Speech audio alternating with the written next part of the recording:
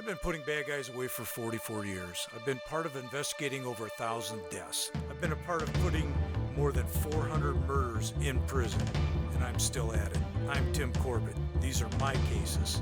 This isn't your typical criminal profile podcast. This is Killer Catchers. Tim Corbett here for Killer Catchers. We're going to be talking tonight about a case, and with me tonight is Tim Wiley, South Bend Police Department, Gary Mullins, South Bend Police Department, and on the phone we have our victim's mother. Our victim is Eric Phillips. And Gloria, you're up in Michigan and we're in Indiana, and I got to get your permission. Is it okay with you if we record this conversation? Yes, it is okay with me to record this conversation. Yes, ma'am. All right. Tonight is going to be about a case of, like I said, Eric. Eric was killed back on 6/23 of 2018. Eric was found down by a boat ramp by an off-duty South Bend police officer who called in. Once that was done, officers arrived and the scene was secured. Homicide was activated. This case was a pretty protracted out, long drawn out investigation. You're going to hear a lot about forensic things that we do with phones and ballistics and just all sorts of things. This was a completely unnecessary act predicated on greed. That's exactly what it was. And somebody being, I think their little feelings got hurt. And at the price of that, we'll tell you at the end of this how long they're going to be spending in prison spooning with someone. So what I'm going to do, I'm going to start off with Tim Wiley. Tim, why don't you kind of walk us through what happened that night? Right. So on, like you said, June 23rd, around 6:30 in the morning, Eric was found in the parking lot of the boathouse over there off of Northside Boulevard. He'd been shot a few times, and right at that point, we didn't know who he was. We didn't really have a good idea of who even next to kin was, why he was there, and how long he'd even been there. We didn't, because we checked the cameras that were actually on the boathouse nearby, and we figured that the whole thing happened probably about 3 hours prior to him being found. So he'd been out there by himself in the middle of the parking lot there for about 3 hours. And you have to wonder how many cars went up down that road and either saw it and didn't say anything or do anything, or actually didn't see it. But for anybody to have to go through that and, you know, be discarded like yesterday's trash is horrific.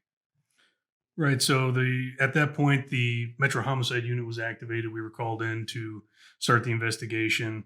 We didn't have any witnesses, obviously, because there was nobody there to see what happened that would come forward right away. That would change a little bit later on. But we start our crime scene techs out there. They start taking pictures, documenting the scene, collecting evidence, and basically checking the area to see what kind of evidence they can find. Okay. And then, Gary, you were his partner at that time, right? I was, yes. What'd you do when you got there? Well, the key to all this was the boathouse video. Once we got the boathouse video, we kind of got a play on the events that took place.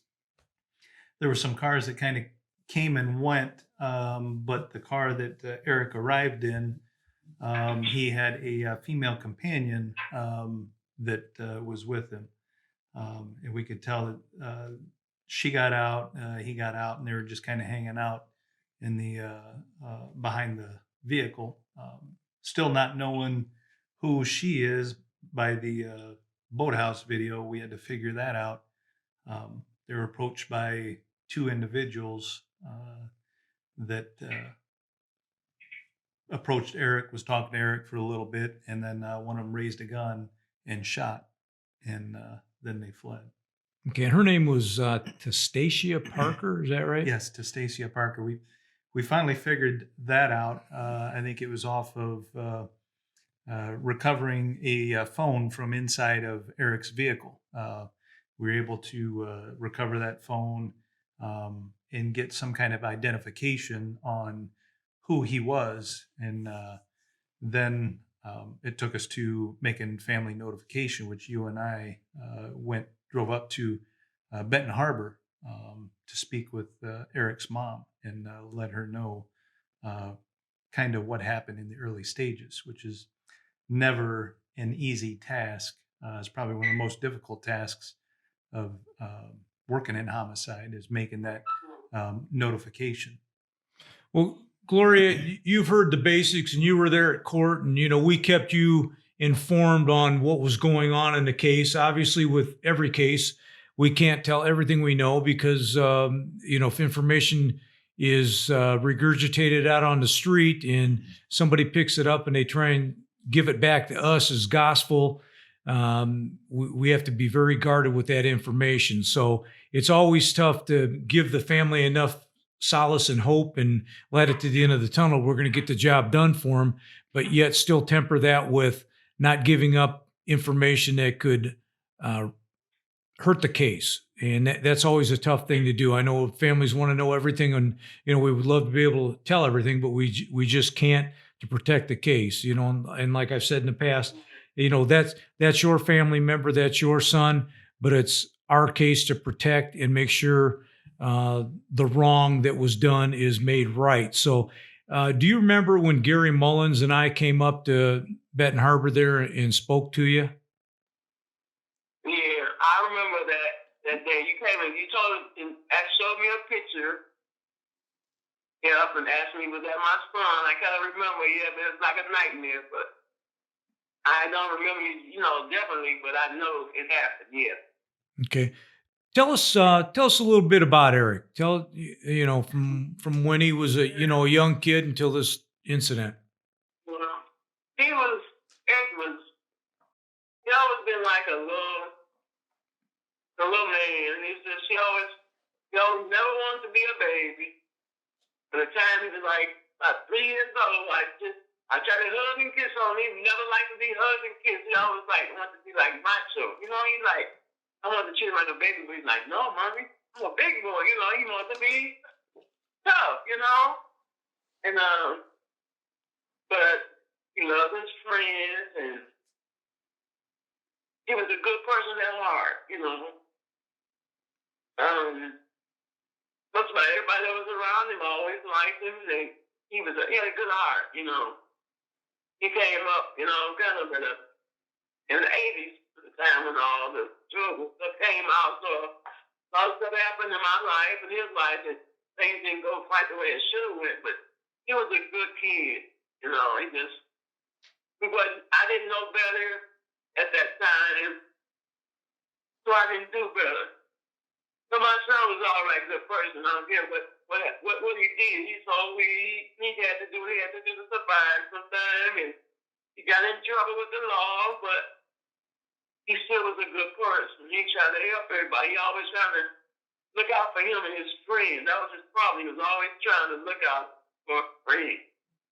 He always thought everybody was his friend. He really did. That's Stacy got it. Because he thought she was nice and smiling, and she was his friend. Yeah. So he was a pretty good kid, but like I say, he never had that father figure. He didn't have a father grow up in the home, but he had quite a few men in his life that took him on his way. They tried to guide him and teach him, help him. But like I say, my son, he was like me. He had a great heart. We love people. When we love people, he could never see the worst in people, Even if you did it wrong, like me, if you do me wrong, I still don't see the good in you. That's how our hearts are. But we just kind of leave each other, feed you along down the spoon. Eric was a good, really sweet person. He always thought about somebody else. And it was all about kids. Just because he grew up without his father, he was always trying to do something for kids, and like basketball and sports. He always trying to help the underdog. He always felt like he was the underdog. My son didn't deserve to get what he got, but God knows what he was doing. So I guess his purpose in time was up. If God wasn't going to happen, if it wasn't meant to happen. Gloria, how has this affected your life? Man, it's like I got a big hole in the middle of my chest. My baby's missing. I can't see argue with him. He used to get on my nerves. I wish he could come on my nerves right now. It's made me a little hard-hearted, but it still made me understand life a little bit better and appreciate and value my other kids and my family members, because you never know when the next second, you don't know when you're going to be there. It don't make me scary and low. It don't make me not trust nobody. Nobody really. I'm kind of scared of people because you never know what somebody's going to do. And I want to love everybody, but I really don't. I'm scared to trust. Like, you want me to come there to see you guys? No, I'm not going nowhere with the corona. With all this brutality going on in the world, we have the police. We have this thing with the police and racial, and I got all this to worry about. Being a mother, a black mother, I got even more stuff to worry about now. It's like, it's crazy. But I ain't gonna give up on life. I'm still gonna try to keep loving people. I don't care what color you are. I'm gonna give you purple, brick, red. If you treat me nice, I'm gonna treat you nice. If you do me wrong, I'm gonna try my best to stay away from you. I'm gonna try to do evil. The evil ain't gonna help. I'm gonna try to treat you the way I want to be treated. Well, that brings me around to something, Gloria. You dealt with us, all of us officers down there at County Metro Homicide. Did you ever feel like you were slighted or you were treated differently, or we weren't going to give 110% to solve this case? Not one time that you guys ever made me feel uncomfortable. But when I first went, my mind was like, how you're a mother, so I'm thinking, I don't trust nobody. I know the police had my son killed, or that he was into drugs, selling drugs, and I don't know who he was solving for. I don't know who he was working with. He might have been informant. So my mind was all over the place. I didn't know his best friends. I was mad with him. I didn't like nobody. You hear me? His best friend, his girlfriend, y'all. I was mad at everybody. You hear me? So, and now you guys treated me fine, but at that time, I didn't like nobody because my son was dead, and I didn't know what had happened. Well, that's completely under. Then once the case went on, and you guys kept investigating, you kept letting me know different stuff. And then another thing to it, Eric, he died on June the 23rd. I didn't get to see my baby. I didn't even get to see his body. I didn't know where he was at until almost July or something. You know what I'm saying? Yep. So that made me crazy kind of too. Like, I kept saying to myself, my son not dead. They just saying that. I just knew. Even though they told me it was there, I'm like, he ain't dead because I ain't seen him. So that took me, when that June the 23rd to July I think around about the 10th, the 9th, or 10th, they finally let me come and see his body at the funeral home. Well, there's Gloria. Just so you understand, and the viewers understand. Many times people say that they want to see their loved one, but there's so many traumatic things that happens to a person when they've been murdered, especially if there's head wounds or whatever. And I know from experience that you may think you want to see that, but when you see it, that's something you can't scrub out of your brain. You will forever have that image. And I wanted. But once they told me what was going on, I understood. But I'm just saying, I understood because he wasn't shot in the face or nothing. But I know that y'all had to make sure y'all get all the evidence off of him so but you didn't get contaminated. I told y'all I watched a lot of Law and Order. CSI. So I know you can't let them contaminate. I understood that part. Yep. So I really wasn't mad, but I just couldn't get in my mind that my son was dead because I hadn't seen. Sometimes when you don't see something, you can't believe it. Well, it's protection for the family. It's protection. Like I said, you can't unsee that. I'm not mad at you guys at all for not letting me see him because I understand what you was doing. You was trying to get all the evidence, make sure you had what you needed before you let him go, and let the coroner get hold of him and contaminate him and all that. I understand. So I'm not mad at it. So you guys, to me, did an excellent job. I know what happened to my baby. I thank God. I know he got shot, but he didn't lay out there 3 hours and suffer, right? Nope. No, ma'am. You know, when he took off running, the guy let him lay down on that grass real slowly and put my baby to sleep. And he didn't suffer no more. My main thing when I first heard about it, I thought he laid out there and suffered for hours, couldn't breathe. And I'm still hurt because he's gone, but I still feel some relief knowing he died instantly. That's why he's like he was just laying in that casket. He told Mama, I'll die when I sleep. I'll sleep when I die. And he ain't lying. He was laying there looking just like he was asleep. I guess I was trying to sit down sometimes. Stop moving around. You got to rest. Stop moving. You ain't got to. I need to make this money. I say, no, you don't. Sit down. Money don't mean everything. You can have money. I got money before it's gone. Don't steal that. You make me no happier. But he's like, I'll sleep when I die. He's always telling me that. I think his soul stay with him. But I guess he told me right. You resting now. Okay, well, I'm going to go back to Tim Wiley here a minute. We started the investigation, like we said earlier. You and I went up and told Gloria, which is obviously a tough thing to do. And from that time on, hit the bricks running. What happened? Well, our first major piece of evidence was the video, obviously. I mean, it tells us, it's our silent witness to tell the story about what happened, how people interacted and who did what and what went on there. The other key piece of evidence that we got was we had footwear impressions next to the car. We also had some shell casings that were next to the car, right where Eric had been shot. And we also got some fingerprints on the back of Eric's car, which led to a person of interest in our case. Also, from a friend of Eric's, was able to give us access to his Facebook page.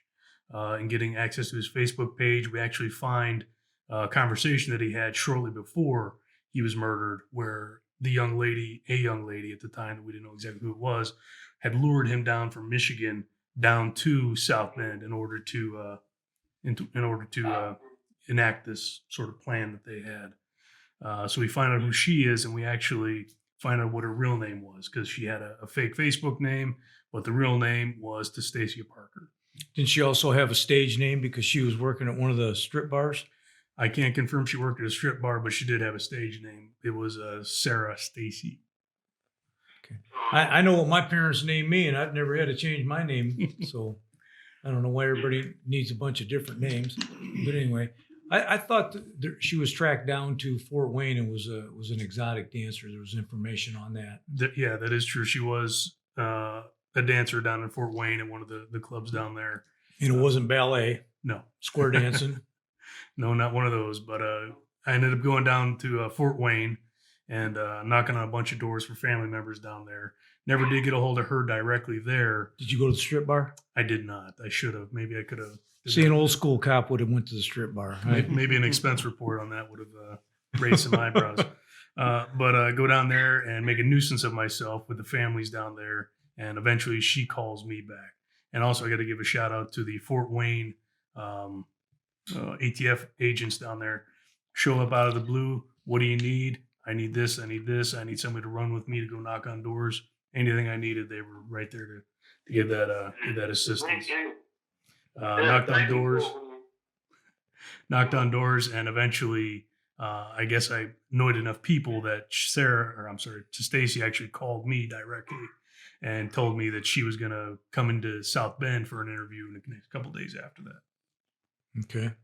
And then what would you do? Well, when she finally did come in, I believe Wiley was in a trial or preparing for a trial. So I had the pleasure of sitting down and listening to her story of what she said transpired. After sitting down and reading her Miranda rights, she stated that Eric had reached out to her on Facebook or through Facebook and made arrangements to come down. He wanted to hang out. And, Stacia said she's never met this guy before, but they were friends on Facebook. So she gets a message from Eric, and he comes down to meet her. And she said that she was at the East Race with some of her girlfriends, and Eric came down and sold her a little bit of weed and said he had some other business to take care of, but he would be back to see her in a little bit. So about an hour and a half later, she said that Eric picks her up from her grandmother's house there in South Bend, and they drive down to the boathouse where all this happened. They were the only vehicle in the lot at that point in time in the boathouse. Tastacia gets out of the car. Eric gets out of the car. They're getting kind of handsy and kissing and hugging on each other. And she's sitting on the back of the car playing some music on her cell phone. And she said she pulls out her driver's license to roll a joint on the driver's license so they could smoke. Well, in the process of doing that, two guys come walking, I guess it'd be southbound down the East Race from downtown area. And they approach Eric. You see some hand gestures and things like that. It looked pretty friendly initially. And the two walk over towards Eric and Tastacia. She's sitting on the back of the car, and there's some idle conversation between them. One of them, I believe, approaches Tastacia, but her story is that she didn't know who the guys were, but they seemed friendly towards Eric, like he knew them. And then all of a sudden, she hears one of the guys say, "Hell no." And one guy raises a pistol and shoots Eric. And she tries to run, but the other guy grabs a hold of her and tells her, grabs her license from her and says, "Now I know who you are. If you tell anybody about what happened, I'm going to kill you." And he takes her cell phone and he throws it. And both the guys take off running in the same direction that they came. So from there, Tastacia says that she still hears the music on her cell phone. So she goes over to the cell phone, grabs the cell phone, and she takes off running, not necessarily in the same direction, a little bit easterly, but then back towards the north, because she's trying to make her way back to her grandma's. Now, keep in mind, this young girl just seeing this go on. She's got the cell phone in her hand. She doesn't make no calls to no police or anything like that. She just takes off running and heads back towards to what she says is her grandma's house. She's doing any kind of life-saving measures, calling ambulance, do anything? Absolutely nothing. I mean, you a murderer too. She a murderer with it. Well, to set the stage for this area that they were at was a pretty good-sized parking lot, probably held, I don't know, 30, 40 cars maybe. On one side of it is a road. The other side is the river. I think common sense, just hearing, what we've told you so far, you have an opportunity to call for help. You didn't. You have an opportunity to call for an ambulance to help save somebody's life. You didn't. And two dudes just come out of nowhere at, 2, 3 o'clock in the morning? Mm-hmm. They just appear out of nowhere. That story. We watched the video too. The video, she begged for him to come. She put her hand behind Eric's head like she was talking to him and begged for those dudes to come. Well, on that video. Looking at the video and piecing things together, first off, somebody gets shot for no reason, and then you leave an eyewitness.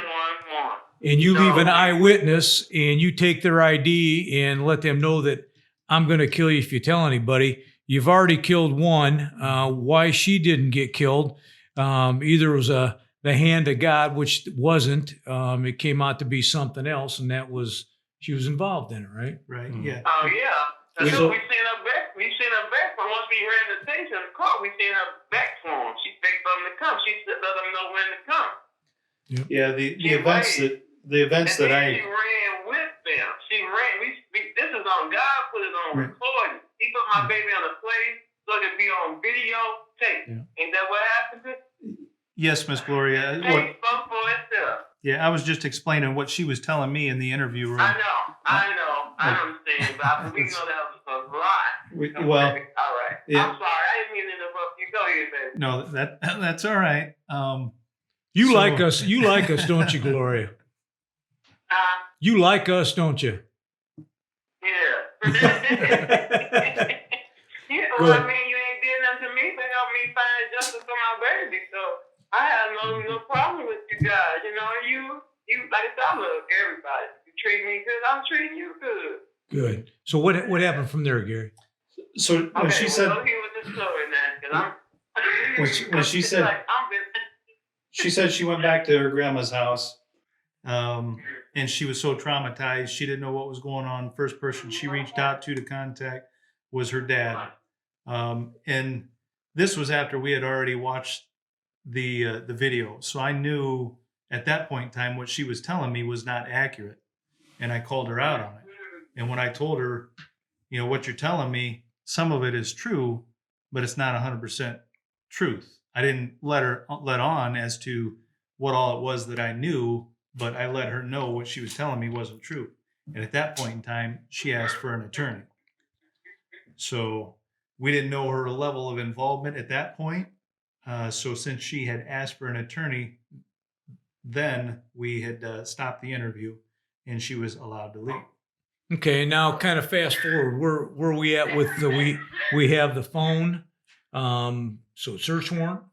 We did a search warrant for phones. We did search warrants for phone records and social media records and whatnot. And from tracking her being Testasia's Facebook, we were able to find Elbert. They were in a romantic relationship together, and also pictures of him that she had sent to him only a few hours before the murder of him wearing a specific set of clothing also match the clothing that we see on the video camera of the murder itself. And when you say Elbert, you're talking about Elbert Briggs, the suspect. Yes. Okay. And then what? So from that point, we start tracking down different things with the actual phone records, who's talking to who, how they're talking to each other, and also location data associated with those phone records. With that, we're able to track where she was, her being Testasia, and also Elbert, where he was. And his phone is in the area of where the murder took place when the murder took place. So we not only do we have his clothing description matching the one on the video, we also have his phone in the area of where the murder took place. We have her saying that she's there when it happens, and also the romantic relationship between the two of them. There's no way she doesn't know he's there and he's involved in this thing. And of course, they're both trying to spin it up, he or she in particular. It's just coincidental once upon a time, and we're just dumb cops that Don't know nothing. don't know anything, and you're street smart. Okay. Also, with the clothing that he was wearing, we're able to give at least a make and model match to the footwear impressions that were on the scene next to Eric's car where the murder took place. So we can put his clothing, at least make and model shoes that he's wearing, only a few hours prior to the murder, on the scene right next to the car where the murder took place. The video, as I recall, it wasn't clear enough that we could make out any faces because the very little ambient light there, dark bushes and just all sorts of things. So there wasn't enough pixels to be able to pick up clearly. You could get a general size and where they ran and that kind of thing. And if I recall, we ran a dog out there to try and pick up on a track that didn't do much. We were crawling around down by the river looking for evidence, a gun, anything, and that also didn't bear fruit. Now, he's taken and an autopsy's performed, and there was a projectile. Yes. Correct? There was a projectile that was recovered from his body. He was shot at least twice. One was a through and through, and the other one actually lodged within his arm. So we had a projectile from his body. Yes. Okay. What happened with that projectile? We ended up giving it to Ray Wolfenbarger, the South Bend Police Department's tool mark and firearm examiner. He looked at it, looked at the shell casings, and he was at least able to give a list of different firearms that could have fired that particular projectile and casing. Okay. Now we're kind of fast forwarding. Things are starting to pick up a little bit of momentum. I think didn't Albert and our young lady here go on a little hiatus down to Florida? They took a little vacation because everybody knows after you get done killing somebody and plotting a robbery and a murder that you certainly need a little vacation. Didn't y'all find out with that phone that they were all close together all that time, right? Yes, ma'am. Okay, that's what you just was saying to me now. Okay, yeah. Right They after. don't know each other. She didn't know him. Right after the murder took place, Albert and Stacy's phones go all the way down to Fort Wayne. From Fort Wayne, they stay there for about half a day, and then they travel together down all the way to West Palm Beach, Florida, where she has family. So they get all the way down there, and then I can actually see the phone records and see my phone number pop up when I'm in Fort Wayne having a phone conversation with her while she's down in West Palm Beach, Florida. So I knew I was on a good track for her phone number, which led into other things of who's talking to who and how they're talking to each other. Okay. Well, then we kind of fast forward. Everything's progressing. We're putting things together. It's looking like we're going to be able to get, PC probable cause for an arrest on that. Apparently, they didn't enjoy Florida as much as maybe what they thought they were, and came back. And Albert, he got arrested up in Michigan, didn't he? Yeah, he got arrested for an outstanding warrant unrelated to anything we had going on here on October 30th of 2018. So roughly about 4 months after the actual murder. Yes, ma'am. So somebody said, guess what? Somebody, they said, dude, the kid, it's in Ben House jail. You got to think we're supposed to go to jail. They have to move that boy. So he gets arrested. Somebody said, people been out for small, they say. If a drink that didn't been out for jail, that's good to kill Eric. We like, what? And they said, we know he was there and shipped him away from that jail. Yep. Well, he got arrested. He got put up in jail, and then a few days later, we were able to get a warrant for murder. Well, first off, we tried to go up and talk to him, and he shut us down right away. After about 3 seconds of sitting in the room with him, he's like, "I don't want to talk. I want a lawyer." So I was like, "Okay, this interview's done." But we had enough PC by that point, and the prosecutor's office agreed that we had enough for charges on Albert for murder. How did Albert take that when you delivered that little bit of good news?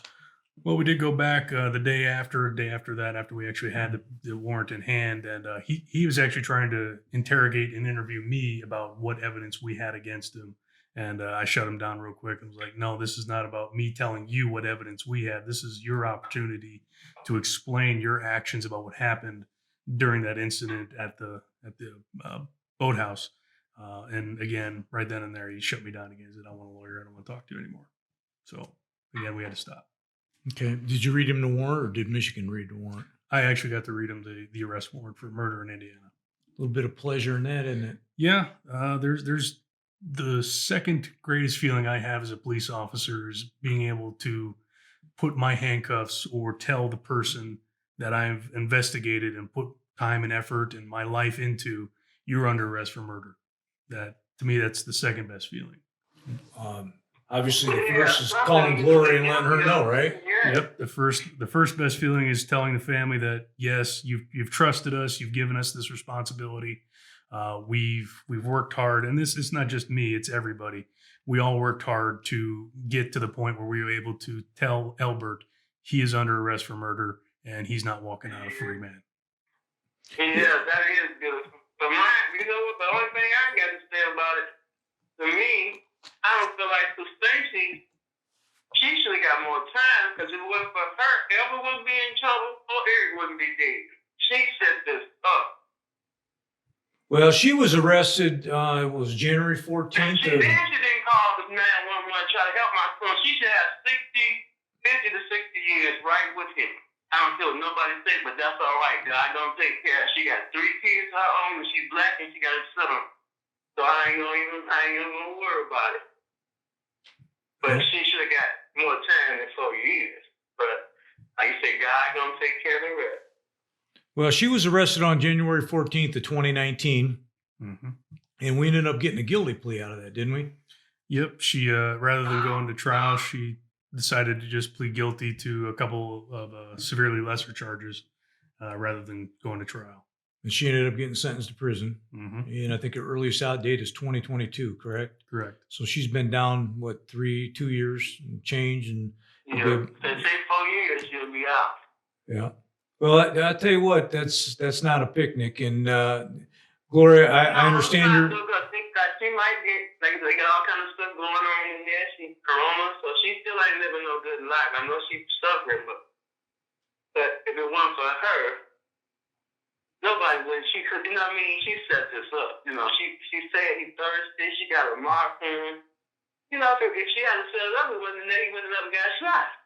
Gloria, how did you feel when we broke the news to you that there's enough to arrest Albert Briggs? He's arrested, and we're confident in our case. How did you feel? Well, tell me what you. I felt a weight lift off my heart and my spirit.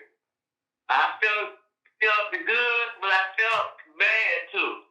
I'm telling the truth. I felt good that I found the person who shot my son, but I also felt awful because it's another black life, another black man going to jail, you know, making somebody else's pockets rich on his stupidity. But I know he's just like my son. He comes from a messed up situation where he, you know, we don't, black boys, it's so hard. I understand. If you ain't taught, if you don't know nothing, if you don't know no better, you can't do no better. So I said, I can't date him because he's a black child. He's like my son. I'm mad at him because I don't hate him. You hear what I mean? Well, it's all about choices. You have choices. You know, you can go to school. He had choices, yeah. Yep. He made the wrong choice. Yep. He should have just, he said he wasn't going, he couldn't, if he told me he wasn't take nothing, he should have walked away and go find him a job. If it worked, yeah, he should have shot my son. Well, jealousy and greed is what happens with this. In many. I still hate that another life that's been destroyed. You know, it's sad all the way around. I lost my baby. And I'm so sad about that, but I hate to see his own brother, because it killed him and took his life. You know what I mean? Gloria, if he had been a policeman, he died in a fire or something. This was just really nonsense. It was just unnecessary death here. Gloria, I can tell you from my 17 and a half years of being commander, 80 to 90% of our homicides were black on black. There's a misconception out there. There's rhetoric out there that it is carloads of whites going around shooting carloads of blacks and carloads of blacks shooting carloads of whites.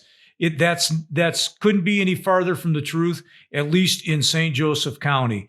These homicides are over stupid things. I know. And somebody wants, you know, they want the shoes, or they want the corner you standing on, or you made them mad, you embarrassed them. Life don't mean nothing to our young people no more. Well, to the world, the whole world going crazy. Everybody is all about money, sex, and drugs. That's what the world is really becoming about. They think all this stuff is means nothing, but in the long run, you know, you have all the money in the world, we ain't got no water, and we ain't got no food. Money don't mean nothing. You can't eat money. You can't breathe money. But counts is love and being happy and everybody getting along. That's what life's supposed to be about. Well, that's the way it should be. Well, I'm glad they got police that's good cops that try to do what they need to do and uphold good. And I just pray for the ones who don't uphold their jobs. I love them too, but I just hope and pray that their minds or some kind of way to be changed. Well, in the end, Albert Briggs got 65 years. His earliest out date is 2067. He'll be making license plates for flying saucers by then. So, and the way it's going, he might not even make it that long because they say he's got so much stuff going on now with all this corona, and it's so crazy now. Yeah. You know, you don't know what he might not make it. You know, we don't know what tomorrow's gonna bring for nobody. But I'm glad you guys got him, and I got some clothes for my son. I really appreciate you.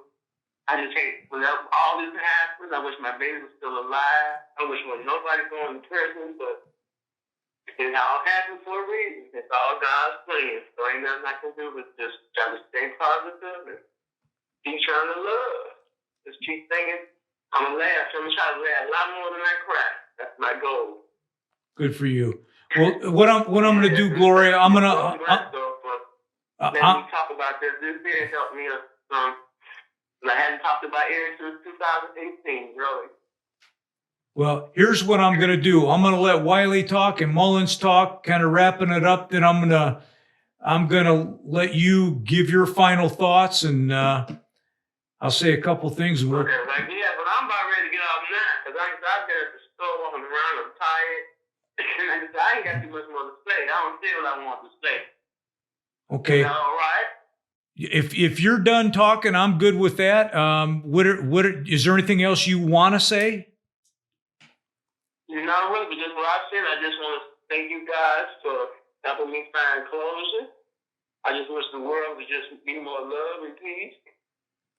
And like I say, I just wish the best. I can say thank you for doing this, and you didn't have to do this. You know, who am I? And I know after a million people kids been killed. So I really appreciate. Thank you so much. People need to hear, Glory. People need to hear from policemen. People need to hear from family members of victims so they know the real truth. They're hearing it. This isn't rehearsed. Nobody's given a script. You're telling it right from your gut, from your heart, from everything. And people need to know that when they do these things, or they cover these things up, or they pass along rhetoric that's lies, it does nothing but hurt people like you. And it touched a lot of lives, right? Well, I'm sorry you had to go through this. Let me ask you one more. How do I listen to this? Well, I'll call you in a little bit, Gloria, and I'll let you know. Yeah, we'll call you and let you know. But you. Okay. All right, sweetie. But I'm gonna get off because I'm tired. I'm trying to. I can do what I'm doing here. Is that all right? I'll bet Jeopardy's on, and you want to watch that, right? Yes, almost time for Will the No, I'm just playing. But no, my sister love that Will the Force. Okay, thanks, Gloria. You're a good woman. Thank you so much, Detective Wiley, right, and Detective Corbin. And Mullins, right? and Mullins, and Norby, and there's a whole bunch of them. Kenny Oh, Cornelius. thank you. Well, all you beautiful guys and ladies and gentlemen, whoever it is, I know it takes a whole network of people to make stuff work, and I appreciate every last one of y'all. I'm always praying and hoping God is protecting all of you, men in blue, all your detectives, forensic. I know it takes a lot. I told you I love TV. I tell police shows, so I know it takes a lot of stuff to work this stuff. Well, thank you. Thank you, ma'am. All right, you guys have a nice, safe night. Thank Call you. me back and let me know how I can hear it later. Okay. All right. All right. Love you. Be blessed. Thank you, ma'am. Go ahead. You. I did have an opportunity after Albert was convicted from the jury trial to actually sit down with him and have a conversation with him after the fact, and he confessed that he had shot Eric. I mean, just the feeling that I had hearing from his own words, from his own face, saying, "I shot him, and this is why I shot him." Why did he shoot him? Well, I don't know if I really believe why he says he shot him. He says he did it because he was jealous that Eric was kissing Aunt Stacia in the middle of the park there. I don't actually believe that motivation. I do believe he shot him. Definitely believe that. But I think it was actually ultimately going to be a robbery that never happened. Well, you know, trying to apply common sense to that. I'm going to take somebody's life. I'm going to get 65 years. Do you think when she gets out, she's going to wait till 2067 to be with you? No. How many homicides have we had because one guy is having sex with a girl, another guy is having sex with a girl, and I'm going to shoot that guy for doing the exact same thing that I'm doing? Shouldn't you kind of go, hey, look, let's do a non-binding agreement here. I'll take Monday, Wednesday, and Friday. You can have Tuesday, Thursday, and Saturday. We'll all take Sunday off, drink Gatorade to get our body fluids back and our strength back up, and we'll start all over again. You're going to kill somebody for doing the exact same thing? How stupid do you have to be? That's what it boils down to. You can't call, and I'm sure people are going to go, oh my God, he said stupid. How stupid. Who cares? That's what it is. You killed somebody, you're doing 65 years for nothing. You're stupid. Gary? I definitely agree with that. So a couple of guys that weren't here that were very important to this case, you mentioned their names earlier, Michael Norby and Kenny Cornelis. They were the technicians that were out there for days, tirelessly working to recover those footwear impressions, to recover the casings that were out there, to tech the car that was there, recover evidence from that, and get the scene processed. Those guys worked tirelessly, and we wouldn't be able to do what we do without them as well. So we're just very thankful that they were part of the team and helping solve this case with us. Also, the prosecutor on this case was AJ Ennis. I'd be remiss if I didn't mention his name as well. From day one, he was giving us support and guidance of what he would need for trial. So, Well, we had Fort Wayne PD. We had the marshals again. We had all the South Bend PD. It was, again, I say this every show, and I'm going to continue. It's a conglomeration of officers working in unison to get a resolution that's positive. And you just heard Gloria. That lady, she doesn't have a lie bone in her body. She just tells it from the heart and how she feels. And she's a better person than me. You kill one of mine, I'm not a forgiving dude. I just, that's just the way I am. And I make no bones about it. I made peace with what I am a long, long time ago, and I'm good with it. But one of the key things that I want to make sure that people understand, it's faces like these that are solving these crimes. It's faces like other colors. We don't pick our victims. We don't pick our suspects. We don't pick your gender. We just do the case. And it galls me. It pisses me off that the rhetoric is out there that faces like these don't care.